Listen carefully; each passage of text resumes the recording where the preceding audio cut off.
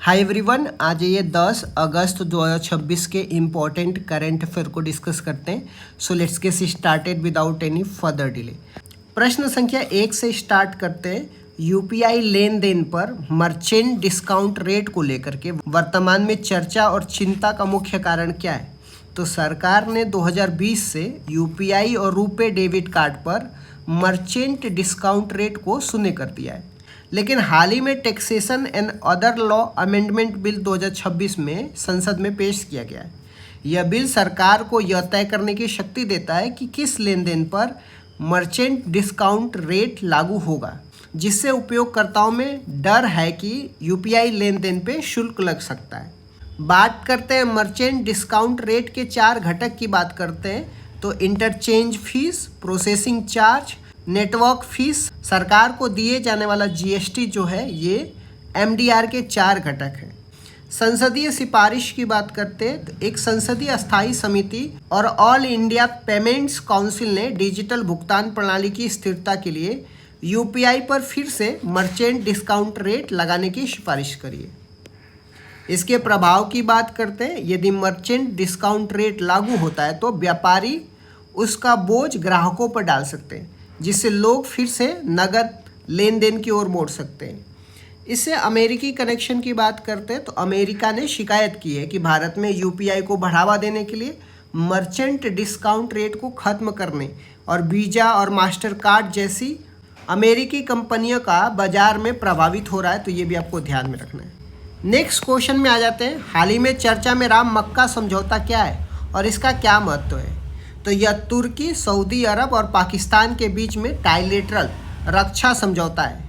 इसका उद्देश्य पश्चिमी एशिया में सुरक्षा और सहयोग को मजबूत करना है। सहयोग के आधार की बात करते हैं तो पाकिस्तान के पास परमाणु शक्ति और तुर्की का रक्षा औद्योगिक परिसर जैसे ड्रोन मजबूत है। सऊदी अरब एक बड़ी आर्थिक शक्ति है, तो इस तरीके से ये तीनों देश एक दूसरे से मिल करके सुरक्षा और रक्षा को मजबूत कर सकते हैं।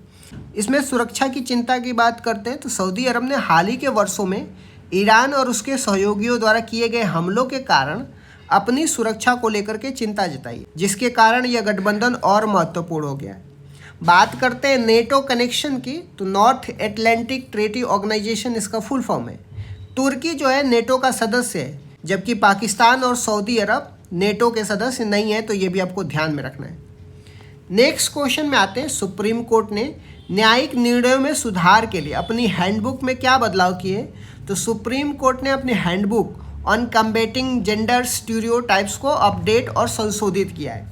इसका उद्देश्य न्यायाधीशों को महिलाओं के खिलाफ अपमानजनक और असंवेदनशील शब्दों जैसे बलात्कार मामलों में अनुचित शब्दावली का उपयोग करने से रोकना है।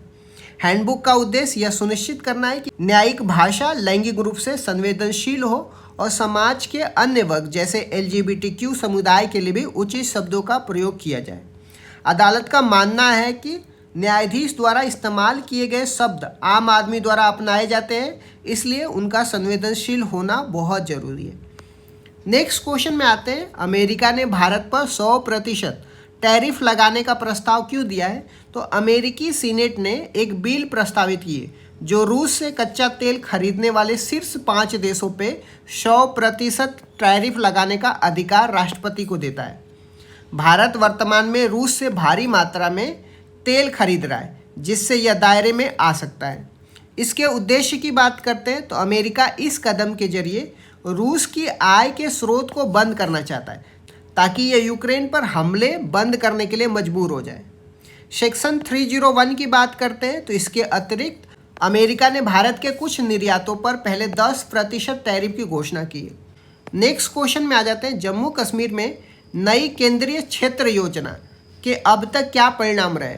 इस योजना के तहत जम्मू कश्मीर में 2200 से अधिक औद्योगिक इकाइयाँ स्थापित की गई हैं।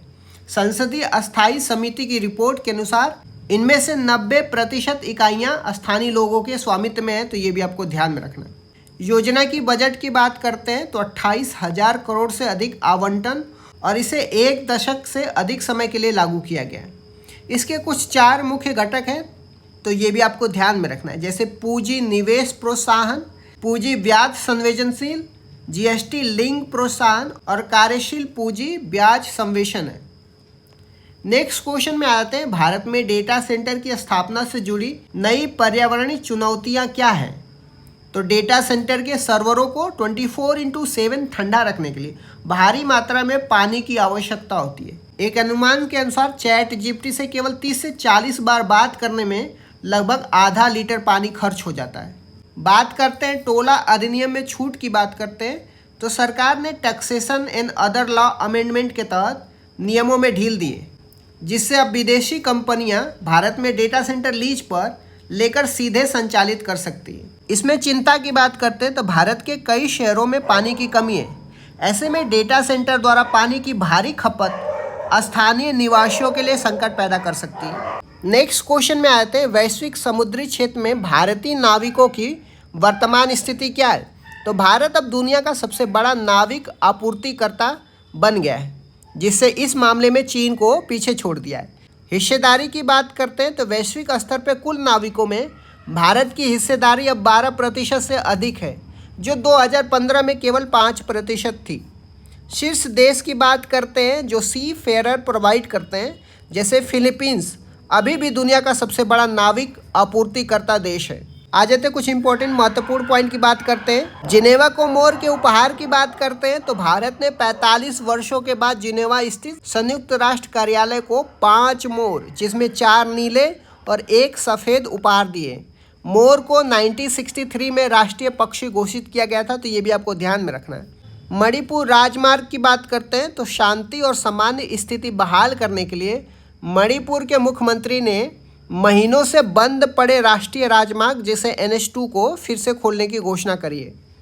NUCFDC की बात करते हैं तो शहरी सहकारी बैंकों को तकनीकी और परिचालन सहायता देने के लिए national urban cooperative finance and development corporation की स्थापना की गई है, जिसका मुख्यालय दिल्ली से मुंबई स्थानांतरित किया जा रहा है। तो शिपिंग महानिदेशालय ने बंदरगाह और शिपिंग क्षेत्र की सभी सेवाओं को केंद्रीकृत करने के लिए यह पोर्टल शुरू किया है, जो 70 से अधिक सेवाएं प्रदान करेगा।